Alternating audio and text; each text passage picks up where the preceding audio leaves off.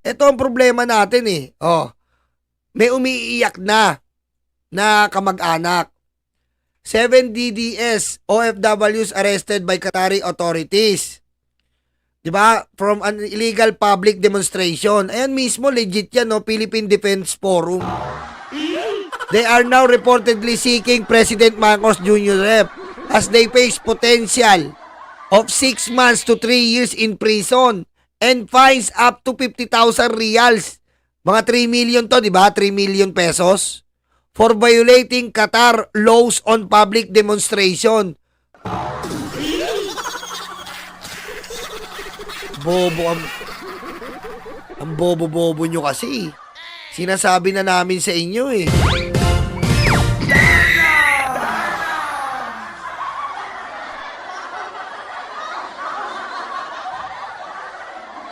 Sinasabi na namin kasi sa inyo eh, ang tatangan nyo kasi. Sinasabi namin sa inyo na kailangan may permit. May permit yan sa Ministry of... May permit kayo sa Ministry. Diniretso nyo pa rin. Nagsisigaw-sigaw pa kayo doon. Ngayon, lalapit-lapit kayo. Oh, 3 million. Tama ba 3 million? 3 million po ba? Tama ba? 50,000 reals? Ha? Magkano ba yon? Wala kasi akong perang ganun eh.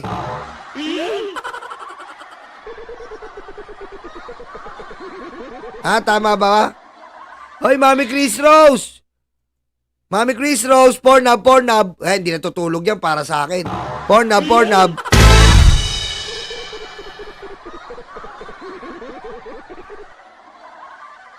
Ano? Uy, ang baba ng like natin ah. Tapusin na natin to.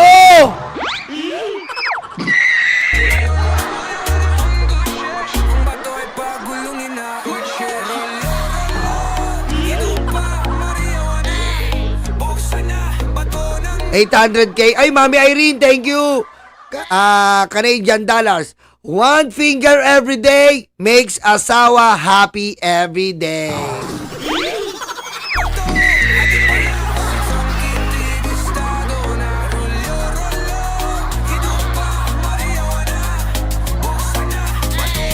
Mag-like naman kayo para naman kayong ano eh. Mag-like kayo mga apo, palike nyo yung matatanda dyan. Yung mga loyalista dyan. Mga loyalista dyan, mag-like na kayo. Tutusan nyo na yung apo nyo, may mga rayuma na kayo. Lintik na.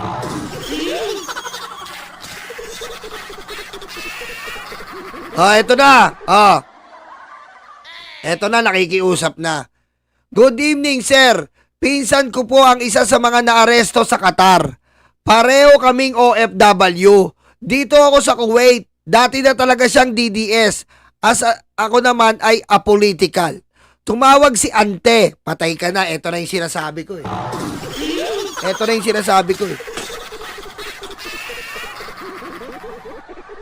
Kita mo, yung katangahan nyo, apektado pamilya nyo. See? Oh, no remittance. No work ka na ngayon. No pay. Kulong ka pa. Pusang ama ka eh. Tigas ng ulo mo eh.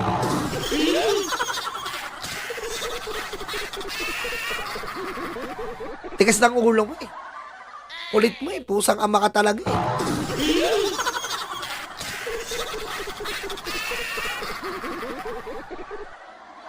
Sir Alex Gatsuterena, thank you. Kong eh, fuck you.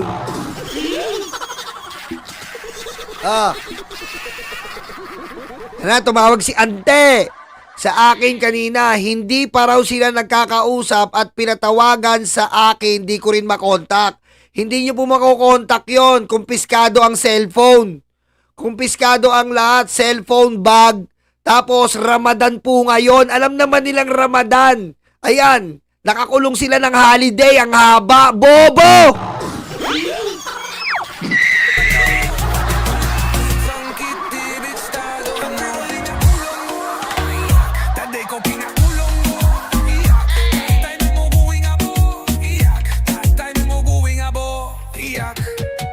Alam na nilang 788K. Ay, thank you, Ma'am SP. Ayan na, biro mo 788K per head. Oh, alam nyo nga holiday. Ngayon, malalaman nyo Batali Day, matagal kayo sa kulungan.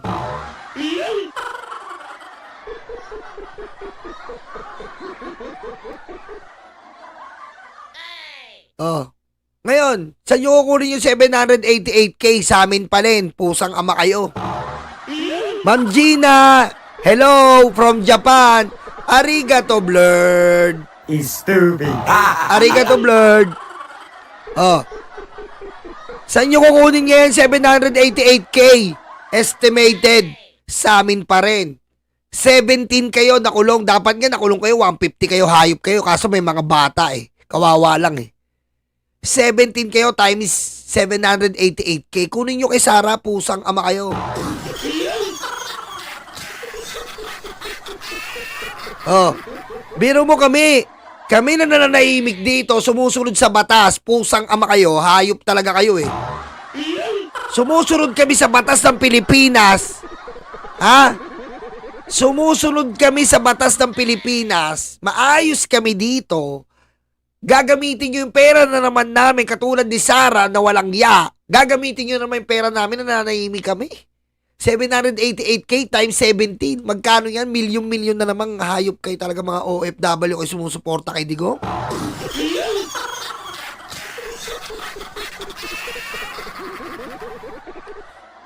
Ano? Hindi pa totoo to. Fake news pa daw sabi nung isang luga na DDS. Fake newsin mo pa to na hindi totoo. Paniwalain mo yung mga DDS hindi totoo. Para mag-rally pa. Oh, tas sino gagastos? Gobyerno pa rin. Pusang ama kayo. Stupid. Bobo nyo? Oh. Sabi ni Ante, sinabihan na niya nung hindi pa naaresto na wag nang makisali sa rally. Oh, pusang ama. Oh. Tigas ng ulo nyo talaga eh. Sinabihan ka na ni Ante. Hindi mo pinakinggan si Ante.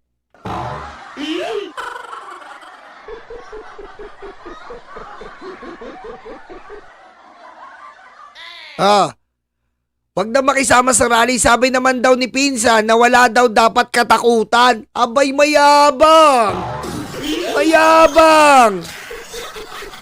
Wala daw dapat katakutan. Abay, mayabang pa pala. Bulok yan!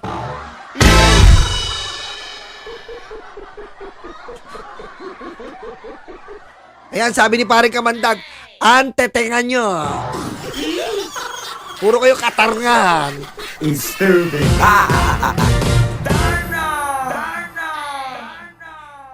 Simula ngayon, babansagan ko kayong DDS.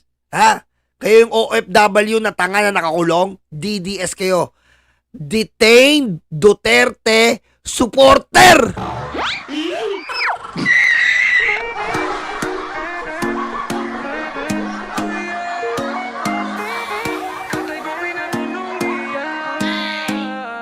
Kilala nyo ba si Tsong Kitty? Mata niya ay mapula parati.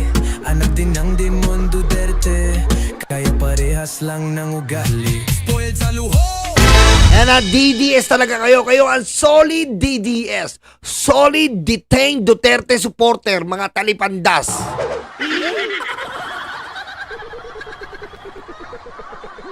Oh, sino apektado ngayon, mga tanga-tanga? Sino apektado? Pamilya nyo. Si Ante. Galit sa iyo si Ante. Paano yung anak mo? Oh, inaalagaan ni Ante.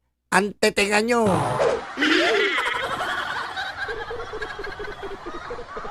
Oh, wala daw dapat katakutan kasi sabi ng leader nila, malakas si BP Inday sa Qatar government. Oh, yeah. May pag ganun ha. Oh.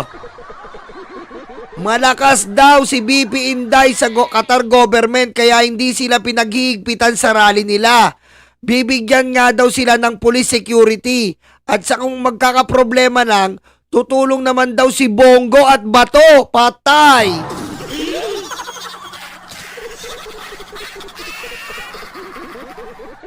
Teko. Magpapadala ng abogado at pinansyal. Pero yun nga, sabi ni Ante, Wala naman daw aksyon sila. Sana nga matulungan sila ni BBM. Mga Pilipino pa rin sila kahit mga DDS sila. Salamat, sir. Opo, sang ama. Oh.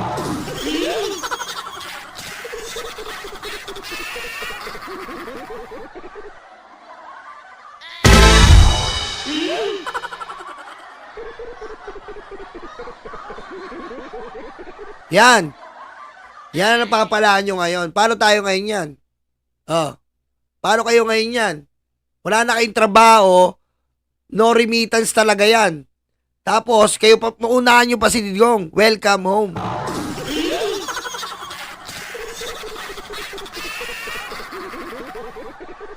Oh.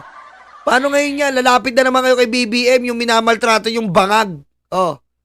Gagamitin nyo na naman yung pera namin.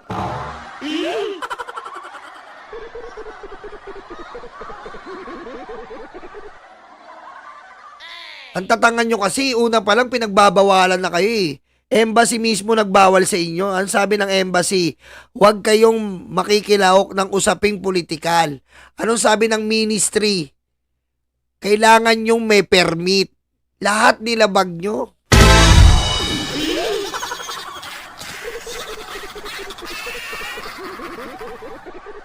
Bukod pa doon, nagsalita pa sila. Wala daw Ramadan. Wala daw permit. Basta mahal nila si Tatay Digong. Disturbing.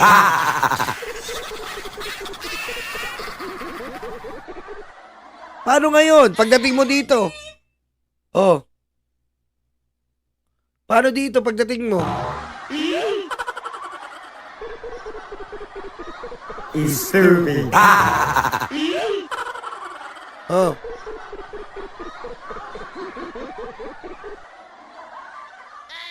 Wala ka, nga. Walang pagkain pamilya mo, tanga ka kasi.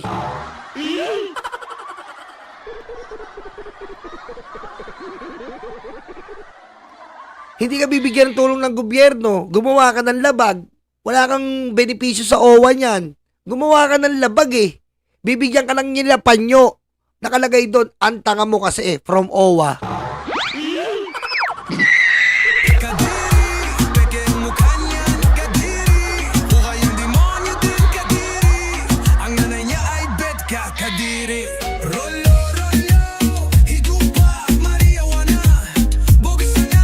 Ito yung gusto natin malaman ha. Ito, mga OFW, uulitin namin. Mga OFW dyan sa, kahit saan kayong lugar, basta sumusuporta kayo kay Digong. OFW kayo. Ha? In short, alipin. Huwag kayong umasta na may-ari ng bansa. Ha? Magkalinawan lang tayo. OFW kayo, in short, alipin. Yung mga OFW dito, kita mo, napaka-low-key. Saludo ako sa mga OFW subscriber ko.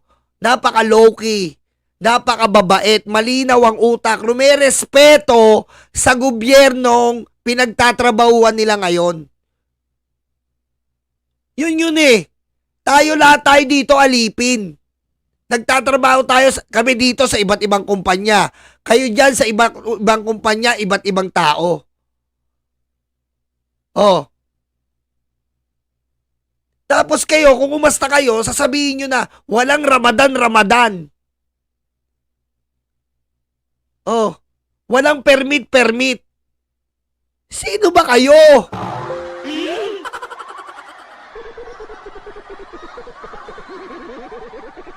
Ha? Sino ba kayo? Nabili nyo yung Qatar? Pusang ama kayo ah.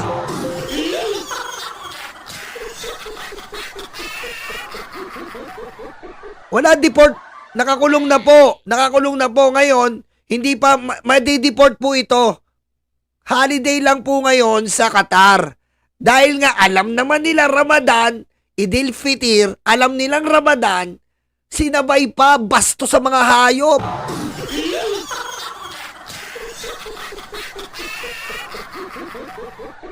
Sabi ni Merz, Dumb and Dumber Syndrome. Diba?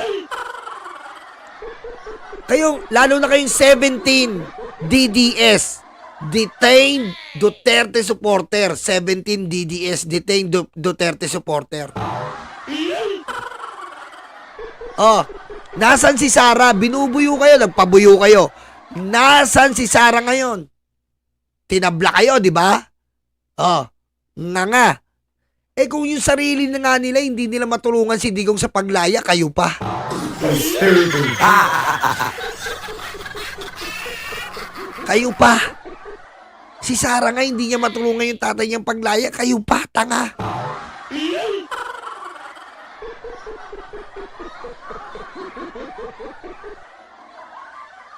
Paano yan? Nga na. Wala nang... eto, pakinggan natin to. Isa pa palang ano. Ito yung senatorial ball.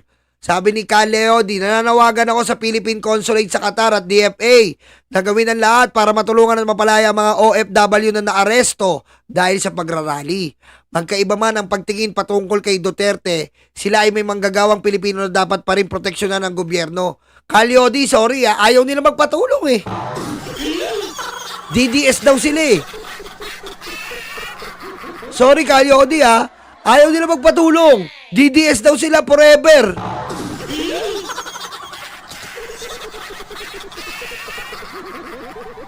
Ayaw nila eh. Sabi nila eh, wag daw magpatulong. Eh di, your wish is granted.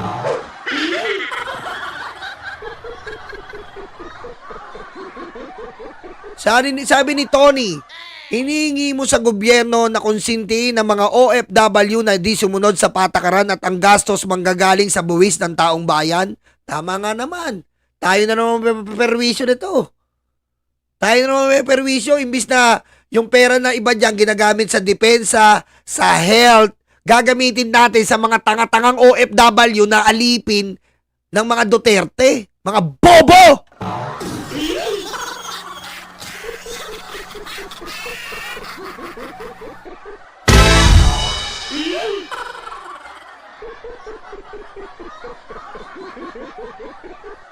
Kayo pa matapang eh. Yung mga ganito, wag yung tulungan to. Sila pa matapang, wag daw tulungan dahil DDS. Tignan natin.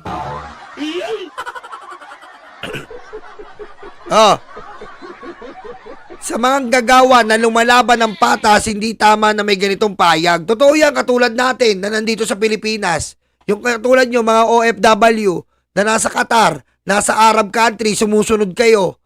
Diba? Pati yung damit niya, diba sinusuot nyo? Pati yung damit ng Muslim, sinusuot nila kahit hindi sila Muslim. Bilang respeto. Kasi nandun sila sa bansang pinagtatrabahuan nila. Bilang respeto, pati nga damit kahit hindi sila Muslim, sinusuot nila eh. Oh. Bilang respeto. Eh kayo dyan, ang yabang nyo eh.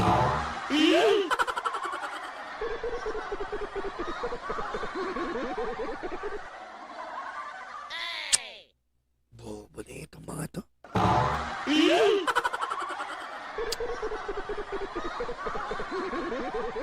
Naiisip ko pa rin eh. Siyempre, may mga pamilya tayo eh. Iniisip natin yung pamilya nila eh. Tignan mo, magkakatotoo yung sinabi natin kahapon. Yung nanay mo, bobo. Tanga-tanga na deport kasi nag-rally. Alam niya ng bawal, sabi ng mama ko, nag-rally pa. Tatanga-tanga.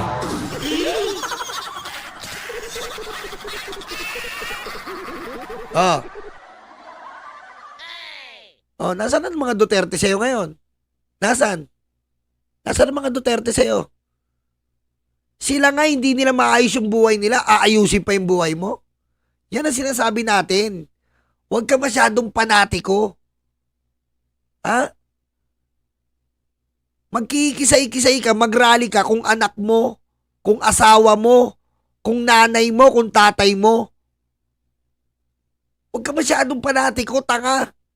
Ayan nangyari sa'yo. Papalamunin ka ba rin Sara Duterte? Bubuhayin yung anak mo ng 20 years? Pag-aaralin yung anak mo ng 20 years? Hindi, di ba? Ikaw pa rin ang kikilos para sa sarili mo. Samantalang sila ang sarap ng buhay nila. 140 million pesos kada buwan. Nagagawa nilang bayaran yung attorney. Ikaw, Nakahawa ka ba ng milyon sa pagtatrabaho mo?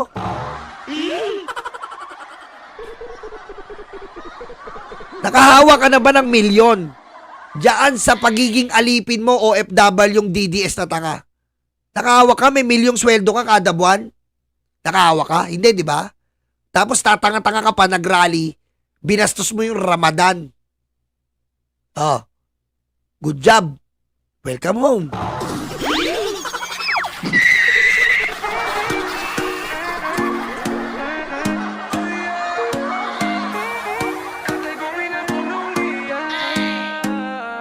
Kilala nyo ba si Song Kitty? Mata niya ay mapula parati. Anak Oh, dito ka na lang. Ang masaklap niyan, wala kang trabaho dito. Hindi ka bibigyan ng OWA, tanga ka eh.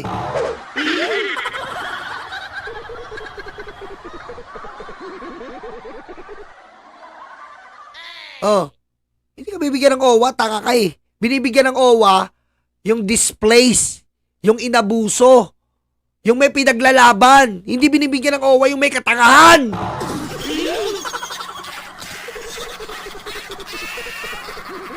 Tandaan mo yan ha. Binibigyan ng OWA yung mga may pinaglalaban sa buhay.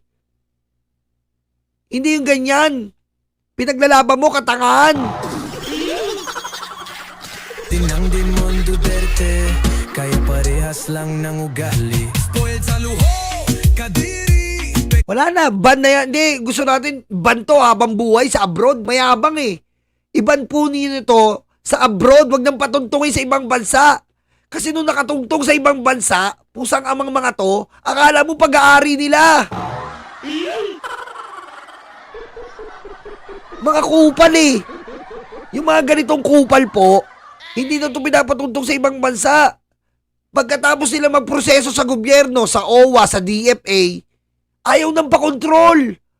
Akala mo, nagpunta sila doon ng sarili nilang bulsa.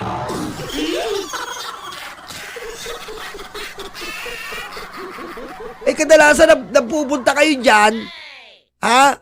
Naka-salary deduction kayo sa agency. Sa tulong pa ng OWA, sa tulong pa ng DFA. Ngayon nakatungtong kayo, ang yabang nyo. Walang Ramadan. O sige, bastusin nyo.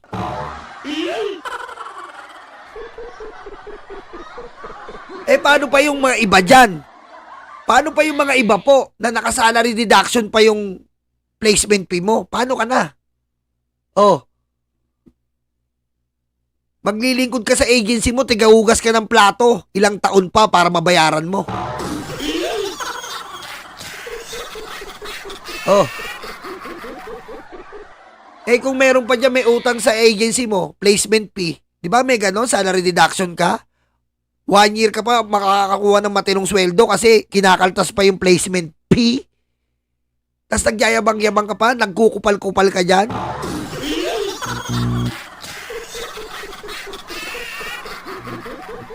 Oh, tumawag ka ngayon sa puon mo, si Duterte. Parehas kayong kulong eh.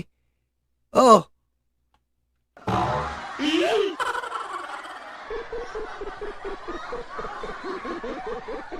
Oh. Sakit, di ba? Tanga eh. Kaya mukha niyan kadiri, buhay ang demonyo din kadiri.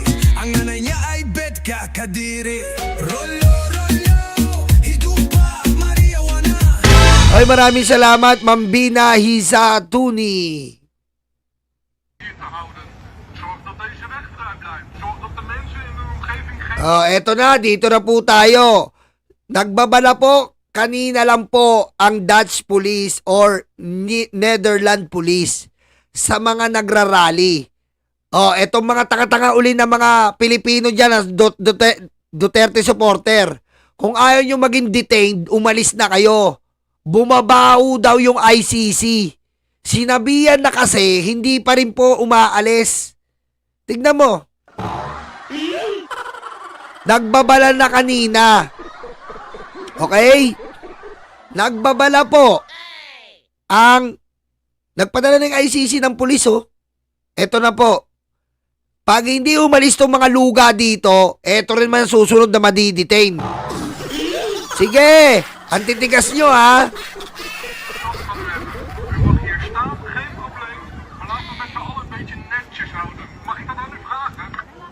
Oh, ayaw nyo sumunod. O, yung iba dyan. Huwag nyo sundin yung pulis. May-ari kayo ng Netherlands, di ba?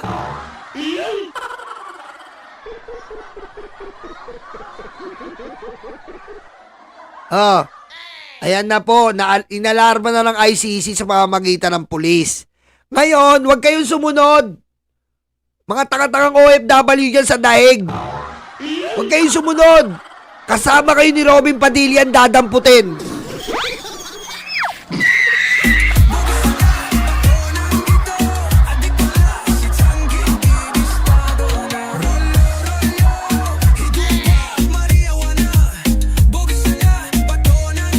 Oh, ayan, kasama ko ngayon. Pag ayaw nyo sumunod sa, ayan, Netherlands, mahigpit dyan. Oh, pare-parehas kayo nakakulong ni Digong. Ngayon, paglaban nyo yan. Paglaban nyo pa si Digong, hindi kami aalis. Duterte for life. Sige. Tuloy nyo. Tuloy nyo. Ayan, oh. Inaharap na sila. Binabalaan na kayo. Ang papangit nyo, mukha kayong luga.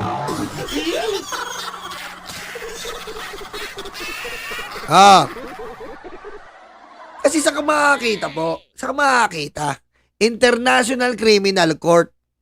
Kumbaga parang Supreme Court yan eh. Hoy, Ramona Mix TV, thank you, arigato blur, Konge, fuck you. Thank you, Ramona Mix TV. Saka mo makakita ng ganito, mga tatanga-tangan to. Makakita ng ganito. Alam na nilang korte yan. Nagrarally-rally. Nagdala pa ng speaker. Kumakanta-kanta pa.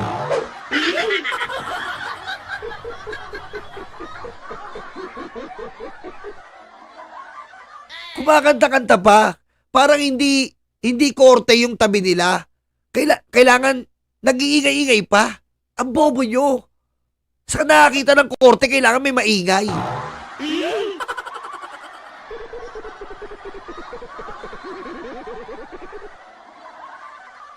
Ngayon, ayaw sumunod. Sinabihan na po kasi yan. Di ba yung sabi ko sa inyo, hindi pinapasok si Sara kasi nga po, nagre-reklamo na yung ICC. Video dito, video doon, video, kalat dito, kalat doon, luga dito, baho doon.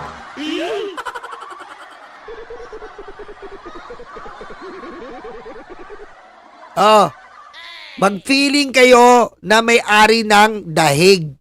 Huwag kayong sumunod. Magmayabang din kayo na walang Ramadan. Diyan walang pulis-pulis. Huwag niyong intindihin yan. Magkikita rin kayo sa kulungan.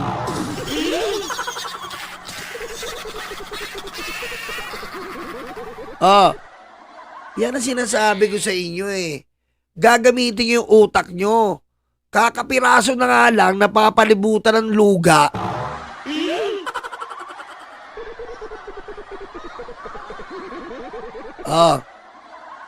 Ayan na yung Dutch Police. Dutch Police ba to? Basta hindi ko alam yung police sa Netherlands eh. Basta ano na lang.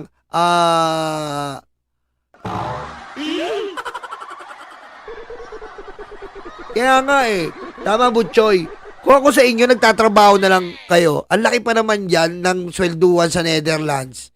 Malaki swelduhan dyan sa Netherlands eh. Basta mga European country, malaki sahudan dyan eh. Policy. Ayan ha. Policy. Tama, Marco DL. Policy. Kaya kung hindi kayo susunod sa mga policy. Parang bars yun ha.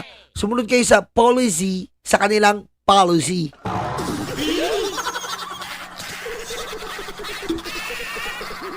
Malaki swelduhan dyan. Malaki swelduhan dyan sa Dutch eh. Ay sa dahig, European country. Malaki swelduhan dyan eh. Ngayon ha. Tingnan natin. Kung tuloy-tuloy pa rin ang sabi ko sa inyo, pagtapos po ng birthday ni Digong, malulusaw na lahat. Kakalimutan na to. Diba? Diba? Ay, nako. Bobo. Iinis ako eh. Alam nyo, naiinis po ako eh. Pag naiisip ko pa rin yung Qatar, naiinis po ako eh. Naawa ako sa pamilya eh. Naawa po ako. Totoo lang po, naawa ako. Alam mo yon, baka may nag-aaral pa yon. Naawa ako eh, baka may nag-aaral pa yon. Baka yung bahay nila, may butas-butas pa yung bubong. Baka bumibuelo pa lang sa buhay. Alam mo yon, na ano pa rin ako, masakit pa rin sa puso ko eh. Tapos madedefort ka, walang tutulong na gobyerno sa'yo kasi nga mali yung ginawa mo eh. Di ba sabi nga ni Arnel Ignacio? Naawa pa rin ako kaso wala eh, tanga kayo. Tanga!